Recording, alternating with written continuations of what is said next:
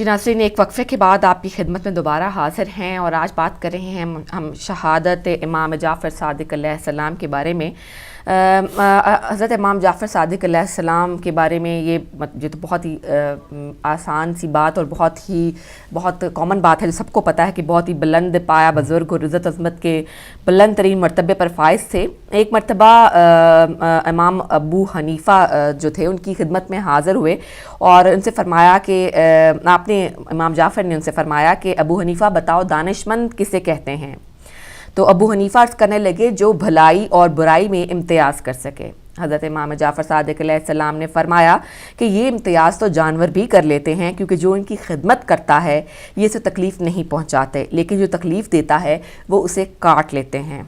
इमाम जाफ़र सादिक़ अलैहिस्सलाम ने ये फ़रमाया तो अबू हनीफ़ा फ़रमाते हैं कि हुज़ूर फिर आप ही बता दीजिए कि दानिशमंद किसे कहते हैं। फ़रमाया वो जो दो भलाइयों में से बेहतर वाली भलाई को पसंद करे और अगर वो बुराइयों में से किसी एक बुराई पर अमल करना नागज़ीर हो जाए तो निस्बतन कम वाली बुराई को इख्तियार करे। मेरा ख्याल है फ़ोन कॉल हम जो है वो पहले ले लेते हैं। हेलो अस्सलाम वालेकुम। वालेकुम अस्सलाम व रहमतुल्लाहि व बरकातहू। बेटा मैं मोहम्मद जी को बुलंदर से बोल रहा हूँ जी। जनाब आपको अली मौसवी साहब को मरतबा के साथ सलाम पेश करता हूँ जी। वालेकुम सलाम। हकीकत है कि ये जो कौल है आप हम लोगों को सुनाते हैं, काश के ये हमारे कानून से निकल कर दिल के ऊपर चले जाए और हम लोगों को असर हो जाए, क्योंकि मुसलमान नाम के बहुत हैं और काम के बहुत कम नजर आते हैं। क्योंकि अल्लाह ताला के नबी ने कलमा पढ़ाया और कलमा पढ़ के लोग फरार हो गए, तो फरार होने वाले जो है ये शैतान के साथी और जो हाज़िर होने वाले हैं वो नबी के साथी है। तो कलमा पढ़ना और कलमे को समझना और कलमे के मुताबिक जिंदगी गुजारना, इमाम जाफर सादिक़ अलैहिस्सलाम की ताज़ीद में पेश करता हूँ शहादत की। इन लोगों ने बहुत कुछ सिखाया। कहते हैं कि सारे मोहम्मद है, लेकिन एक को भी कोई नहीं मानता। बात करने से काम नहीं चलेगा, बात यह है कि इनको जानना पड़ेगा। कलमा पढ़ता है और कलमा पढ़कर ना ही उसके ऊपर अमल करते हैं और ना ही उनको मानने की कोशिश करते हैं। रसूल पाक सल्लल्लाहु अलैहि वसल्लम ने 23 साल जिंदगी में लोगों को कलमा पढ़ाया, लोगों ने कलमा पढ़ा और दिल में मुनाफत रखी और नबी के खिलाफ काम करते रहे। इसी तरह ही लोग जो नमाज पढ़ते हैं, नमाज पढ़ने के बावजूद भी उनके अंदर गुनाह और ज़्यादती और झूठ और चोरी जो है अंदर आती है। तो पढ़ने को तो नमाज पढ़ते हैं, मैंने सारी जिंदगी देखी, 72 साल मेरा जिंदगी का तजर्बा है। नमाज पढ़ने वाले भी मैंने देखे हैं, कलमा पढ़ने वाले भी मैंने देखे हैं, लेकिन कलमा पढ़कर झूठ बोलते हैं, कलमा पढ़कर गिबत करते हैं, कलमा पढ़कर धोखा करते हैं। मैंने जितने को भी देखा है, मुझे इन लोगों में यही नजर आया, कलमा पढ़ते हैं लेकिन कलमे वाले के साथ प्यार नहीं करते, कलमा पढ़ते हैं कलमे वाले को ढूंढते नहीं, कलमा पढ़ते हैं सब कुछ डालते हुए भी जानने की कोशिश नहीं करते। सच जो है खुदा है और सच चलने वालों के को अल्लाह ताला ने फरमाया कि वो मेरे साथी है, और जो झूठ बोलते हैं, झूठ बोलने वाले जो है ये शैतान के साथी है। तो हम लोगों को सोचना चाहिए कि हम जो नमाज पढ़ते हैं क्या हम सच्चाई की तरफ आ रहे हैं या झूठ की तरफ आ रहे हैं। इसी के साथ मैं ज्यादा चाहता हूँ, आप शहजादों का शुक्रिया, आप सबको अदब के साथ सलाम पेश करता हूँ। अल्लाह हाफ़िज़ जी। बहुत शुक्रिया। एक और कॉल शामिल करेंगे। हेलो अस्सलाम वालेकुम। वालेकुम अस्सलाम जी। कौन बहन कहाँ से बात करें? जी मैं सैदा लंदन से बात कर रही हूँ। जी आपको ताज़ियत पेश करते हैं इमाम जाफ़र सादिक़ अलैहिस्सलाम की शहादत की। फरमाइए जी फरमाइए। ताज़ियत पेश करती हूँ आपको भी, भाई को भी, और जो भी आपके साथ मिल के काम कर रहे हैं उनको, जहाँ जहाँ तक मेरी आवाज़ जा रही है सबको मैं मौला की ताज़ियत पेश करती हूँ। स्पेशली मेरे वक़्त के इमाम को मैं मौला इमाम जाफ़र सादिक़ अलैहिस्सलाम की ताज़ियत पेश करती हूँ। तो मैं एक तुरबाइए मौला इमाम जाफ़र सादिक़ अलैहिस्सलाम और फिर चंद अशार रसूल खुदा की खिदमत में, अगर इजाज़त हो तो। जी बिल्कुल, बिस्मिल्लाह कीजिए। अल्लाहुम्मा सल्ली अला मुहम्मदिन व आलि मुहम्मद। वो शख्स बादशाहों की तकदीर रखता है, वो शख्स बादशाहों की तकदीर रखता है जिसने भी इनके दर की गुलामी कबूल की। मासूम 8वें हैं इमाम शेषम है ये, तारीख लिख के हैं असूल फरूओ असूल की। اور چند اشعار رسول پاک کی خدمت میں. نہ پوچھئے ہمیں کیا کیا ملا مدینے سے، نبی قدیم خدا کا پتہ مدینے سے. میں نعت کہنے کی خواہش میں مسترک جو ہوئی، نجس سے فکر ملی اور دعا مدینے سے. میں اپنے آپ میں دنیا بسائے رکھتی ہوں، نبی کے نام کو دل سے لگائے رکھتی ہوں.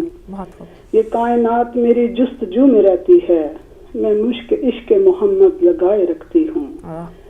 یہ جان لو کہ خاک شفا بہشت میری، اسی لیے تو کفن میں چھپائے رکھتی ہوں.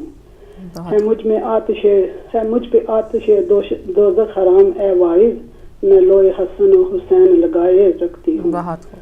خدائے جانے محمد کا مرتبہ کیا ہے، میں تو فقط ادب سے سر جھکائے رکھتی ہوں. رسول پاک کے قدموں کی خاک و اختر، میں تو اپنی آنکھوں کا سرما بنائے رکھتی ہوں. بہت بہت شکریہ آپ کا. بہت شکریہ آپ کا، جزاک اللہ خیر. بہت خوبصورت جو ہے وہ بات ہو رہی ہے. آپ کو واقعہ آپ سنا رہی تھیں تو میں چاہوں گا کہ اس کو کمپلیٹ کر دیں. جی بالکل. وہ یہی کہ ابو حنیفہ نے ان سے پوچھا امام جعفر صادق علیہ السلام سے، تو نے فرمایا کہ جانور بھی جو ہے وہ اس کی تمیز کر لیتے ہیں، لیکن اصل بات یہ ہے کہ انسان دو اچھے کاموں میں سے جو بہترین کام ہے اس کو چنے، اور خدا نہ خواستہ یا کوئی ایسی مصیبت پڑ جائے جو کم جس میں نیکی، جس میں برائی پائی جاتی ہے، اس کو چن لے. تو اس طرح کی بہت ساری واقعات ہیں. دیکھیں ہمیں ائمہ کس طرف لے کے جانا چاہتے ہیں بیسیکلی، کہ ہمیں اور خصوصاً امام جعفر صادق علیہ السلام کی اگر زندگی کا مطالعہ فرمائیں، مسلمان تعصبات سے ہٹ کے اگر اس کو مطالعہ کریں تو یہ نہ دیکھیں کہ شیعوں کے 12 اماموں میں 6 نمبر پہ امام ہے، یہ نہ دیکھیں. اگر یہ دیکھیں گے تو پھر کبھی بھی انصاف سے بات نہیں کر سکیں گے. اگر ان تعصبات سے ہٹائیں اور یہ دیکھیں کہ فرزند رسول ہیں، رسول کا کلمہ تو سب پڑھتے ہیں نا. اگر آپ دیکھیں کہ رسول اللہ صلی اللہ علیہ وآلہ وسلم کے فرزند ہیں، آپ ان کی نسل مبارک میں سے ہیں، آپ ان کے علوم کے وارث ہیں، آپ ان کے حاملان نور ہیں، آپ ان کے ایک شجرے سے ہیں. اگر اس طرح سے دیکھیں گے اور ان کی زندگی کا مطالعہ فرمائیں گے تو تمام لوگوں کے اوپر یہ بات واضح تقریباً ہے، مگر تعصب کی وجہ سے بولتے نہیں، کہ علمی جو ان کی شخصیت اس کا اعتراف کرتے ہیں، مگر اپنے مدارس میں ان کو پڑھاتے نہیں، اپنی نجی محفلوں میں ان کو شامل گفتگو نہیں کرتے.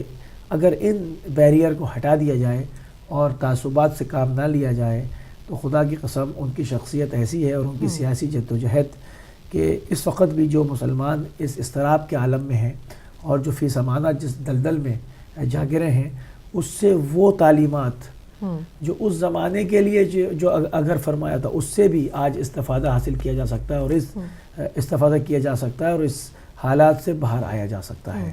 کہ جو ہم جیسے کہ ابھی نقوی صاحب نے بھی کہا اور مختلف ہمارے کالر نے اس طرف اشارہ فرمایا کہ مسلمانوں کو اب دوسرے لوگ کم مار رہے ہیں، مسلمان اپنی دولت لے کے اور اپنے اختیارات لے کے دوسرے مسلمانوں کو زیادہ مار رہے ہیں.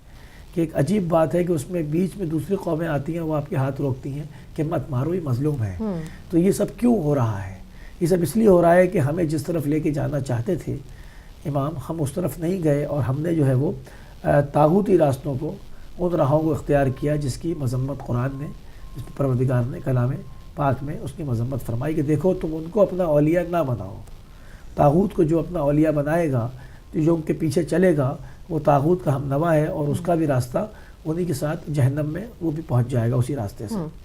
تو جب ہم نے مختلف قسم کے طاغوت بنائے، کبھی بنو امیہ کو فالو کیا، کبھی بنی عباس کے طاغوتوں کو فالو کیا، جو کہ خونخوار نہ اپنے آباء و اجداد کے ہوئے، ایک دوسرے کو بھی خون میں نہلاتے رہے.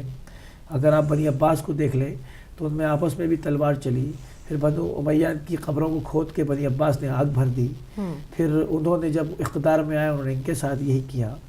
تو یہ پورے تمام چیزیں مسلمانوں کے اوپر، آج کا مسلمان، پڑھا لکھا مسلمان، روز روشن کی طرح واضح ہیں، پھر بھی تعصب کیا جاتا ہے کہ صادق آل محمد کو نہیں پڑھایا جاتا، نہ پڑھا جاتا ہے، اور جو پڑھتے بھی ہیں تو وہ اور زیادہ تعصب برتتے ہیں کہ یہ سب چیزیں حسد میں مبتلا ہو جاتے ہیں کہ یہ تمام چیزیں اس گھرانے کے پاس کیوں ہیں، ہمارے پاس کیوں نہیں ہے کچھ، ہم کیوں دامن خالی لیے بیٹھے ہیں.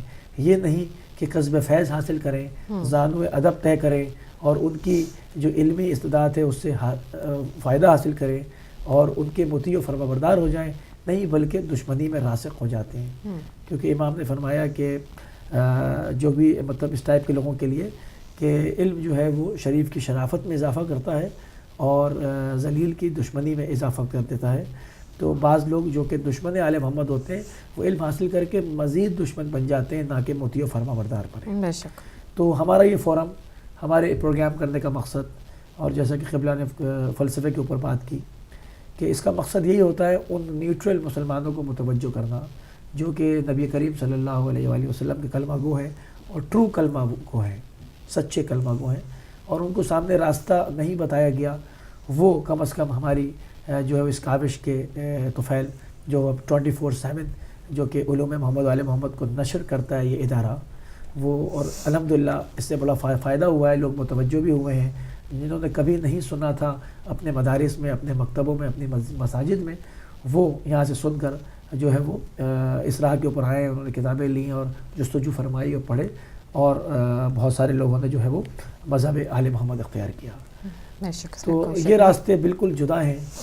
آپ اگر ان کی زندگی میں دیکھیں تو ان کے 4000 شاگرد اس زمانے میں، جو قلیل تعداد کے اندر بہت بڑی تعداد بنتی ہے، اور پھر مدینے میں تشریف رکھتے ہوئے پوری طول و عرض پہ جہاں پر مسلمان مملکت پھیل چکی تھی، تمام طرف آپ کے نمائندے اور شاگردوں کی بھرمار، اور اتنی فقہ کو اتنا اور مختلف علوم کو اتنا مستحکم کر دیا کہ آج جہاں کہیں پر بھی محمد وآل محمد کے ماننے والے ہیں ان کو تمام امت پر امتیاز حاصل ہے. بے شک. فقہ کے اندر ہو یا تمام چیزوں میں ہو، جو مسلمانوں کے اوپر اس چہرے کے اوپر روشن اور تاباں اور پروقار پر نور چہرے کے اوپر کالک ملنے کی کوشش کرتے ہیں، خدا ان کو غارت کرے ان دہشت گرد ٹولوں کو، وہ کچھ بھی نہیں کر سکتے کیونکہ اس کا بیمہ جو ہے وہ خدا نے کر دیا. اور یہ 12 ہستیاں جو ہیں یہ جو ہے وہ ان کے علوم قیامت تک ان تمام فتنوں کی سرکوبی کرتے رہیں گے. مگر سوال یہاں پیدا ہوتا ہے، ایک بحیثیت مسلمان فرد واحد کی کچھ مسئولیت بنتی ہے، کچھ اس کی ذمہ داری بنتی ہے کہ وہ ہر شخص جو دنیا میں پیدا ہوا ہے مسئول ہے. کچھ چیزوں کا وہ جواب دہ ہے جو جواب دینا پڑے گا اس کو. بالکل. تو بحیثیت مسلمان ہم کو مسئول ہونا پڑے گا، مسئول ہے، اور ہم کو اپنی ذمہ داری سے آگاہ بھی ہونا پڑے گا اور اس کو انجام بھی دینا پڑے گا. مثلاً کہ ہم کہیں پر کم از کم ایسے لوگوں کو خاموش رہ کے تو سپورٹ نہیں کر رہے، یا ہم اپنے پیسے سے، ہاتھوں سے، اپنے نظریات سے، اپنے افکار سے گمراہ لوگوں کو سپورٹ تو نہیں کر رہے. اپنے حصے کا جو ہم فرض ہے وہ ادا کر رہے ہیں، یہ ہم نے کرنا پڑے گا. اس پہ اب فرقے کی بات نہیں رہی ہے. اس وقت پوری دنیا میں جہاں کہیں بھی لڑائی ہو رہی ہے، شیعہ و سنی متحد ہو کر خارجیوں کو مار رہے ہیں، اور یہ وہی فتنے ہیں جو کہ ہمارے پورے ائمہ کے زمانے میں مختلف شکلوں میں سر اٹھاتے رہے، اور آج مختلف ناموں سے وہ دوبارہ ظہور پذیر ہو رہے ہیں.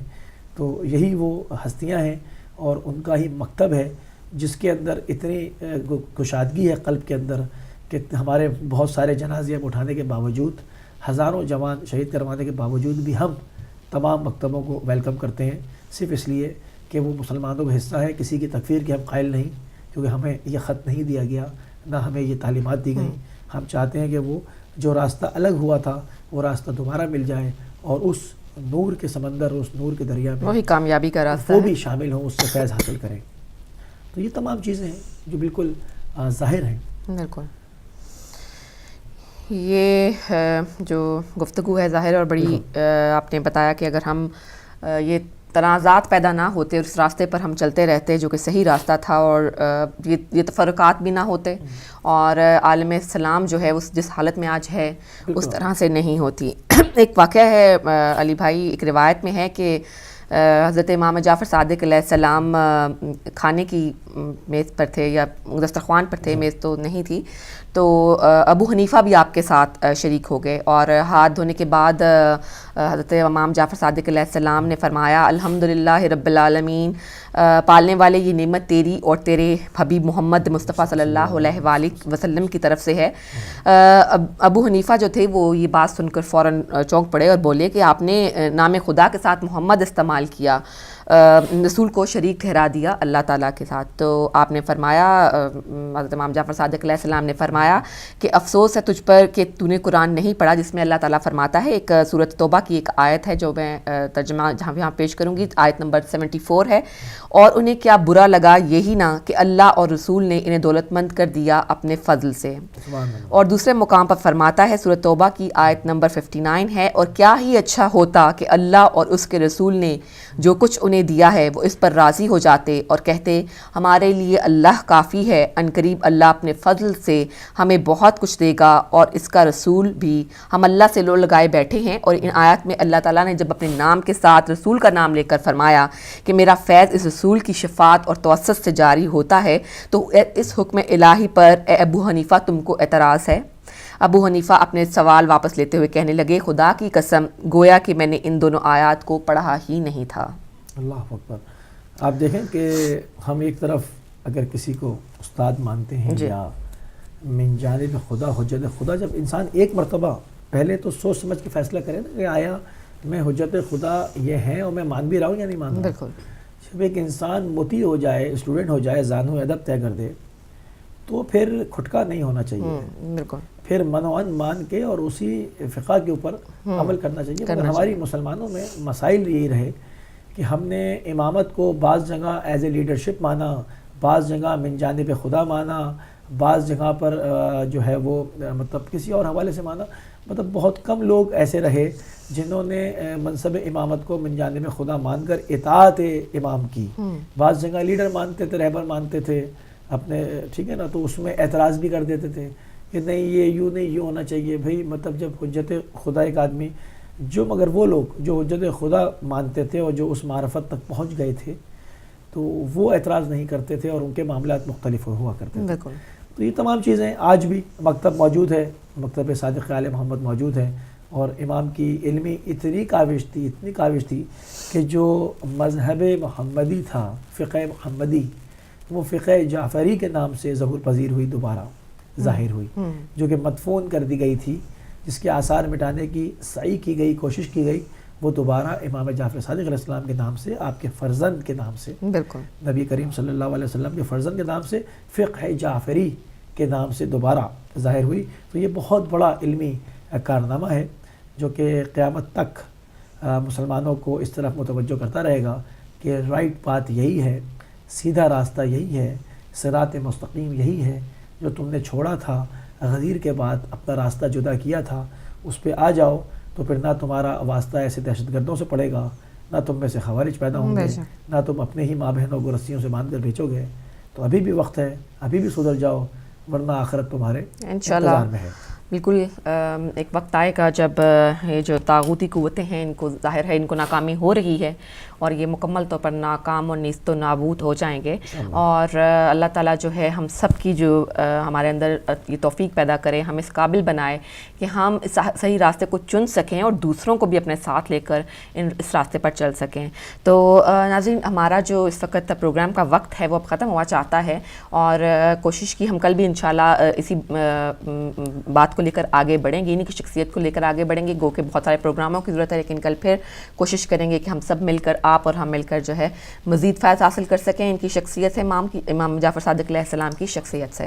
تو اب آپ ہمیں اجازت دیجیے, اپنا بہت سا خیال رکھیے, اپنے ارد گرد رہنے والوں کا بھی بہت سا خیال رکھیے. خدا حافظ.